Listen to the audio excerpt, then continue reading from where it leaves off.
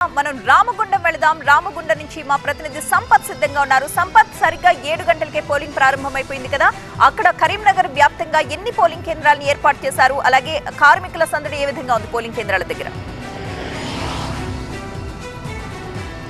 అంటే ఇంతకుముందే పోలింగ్ అయితే మొదలైంది. రామగుండంలో RG1, RG2, RG3 మొత్తం 11,853 మంది కార్మికులు ఉన్నారు. అందుకోసం కానీ 23 పోలింగ్ కేంద్రాలు కూడా ఏర్పాటు చేశారు. అంటే సింగరేణి వ్యాప్తంగా ఇక్కడనే అధికంగా ఓటర్లు ఉన్నట్టు మనం చెప్పొచ్చు. 3 డివిజన్లు ఇక్కడే గెలుపు ఓటమి కూడా ప్రభావం చూపుతుంది. కాబట్టి ఇక్కడ సింగరేణి కార్మిక సంఘాలు ప్రత్యేకమైన దృష్టి పెట్టాయి. ఇప్పుడు ప్రారంభమైన పోలింగ్ సాయంత్రం 5 గంటలు కూడా కొనసాగుతుంది. కానీ ఈరోజు ఉదయం అంతా కూడా పొగ ఉంది. చాలా వరకు ఇబ్బందికరమైన పరిస్థితి కనబడుతుంది. కొంత ఉదయం పూట పోలింగ్ మందకొడిగా కొనసాగే అవకాశాలు కనబడుతున్నాయి. ఎందుకంటే మొదటి షిఫ్ట్ వచ్చే కార్మికులు మాత్రం తమ ఓటు హక్కును వినియోగించుకుంటారు. దాదాపున ఒక మనిషి కనబడట్లేదు. దీంతో చాలామంది ఓటర్లు బయటకు వచ్చే అవకాశం, మధ్యాహ్నం తర్వాత కూడా పోలింగ్ పెరిగే అవకాశం ఉంది.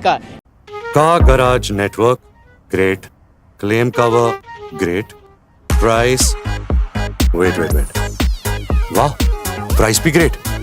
Tata AIG car insurance, trusted name, fantastic नाम.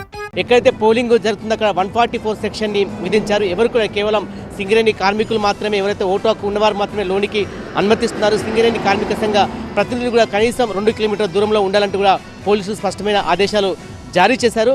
గత ఎన్నికలతో పోల్స్తే ఈసారి కొంత పోలింగ్ శాతం పెరిగే అవకాశం ఉందని చెప్పి కార్మిక సంఘాలు భావిస్తున్నాయి. ముఖ్యంగా 13 సంఘాలు ఉన్నప్పటికీ 3 సంఘాల మధ్యనే ప్రధానమైన పోరు కనబడుతుంది. ఇటు తెలంగాణ బొగ్గని కార్మిక సంఘం, AITC, INTC ఈ 3 కార్మిక సంఘాల మధ్యనే ప్రధానమైన పోరు ఉన్నప్పటికీ గత ఎన్నికలతో పోల్స్తే ఈసారి కొంత ప్రచార హడావుడి మాత్రం చాలా తక్కువ ఉన్నది. ముఖ్యంగా కాంగ్రెస్ అధికారంలోకి వచ్చిన తర్వాత మొట్టమొదటి ఎన్నికలు కాబట్టి ఇక్కడ కాంగ్రెస్ నేతలు అత్యంత ప్రతిష్టాత్మకంగా తీసుకొని ఎన్నికల ప్రచారం కూడా నిర్వహించారు. అంటే ముందుగానే ఇక్కడ AITC, INTC పొత్తు ఉంటుందని భావించినప్పటికీ మొన్న అసెంబ్లీ ఎన్నికలు కలిసి పోటీ చేసినప్పటికీ ఇప్పుడు మాత్రం ఇక్కడ గుర్తింపు సంఘ ఎన్నికలు మాత్రం వేరువేరుగా పోటీ చేస్తున్నాయి. 7 గంటల నుంచి కూడా కౌంటింగ్ మొదలవుతుంది. అర్ధరాత్రి తర్వాత కూడా ఫలితాలు వచ్చే అవకాశం కనబడుతుంది.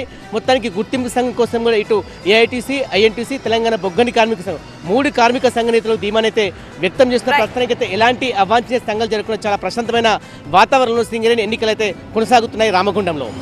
Right, thank you Sampath.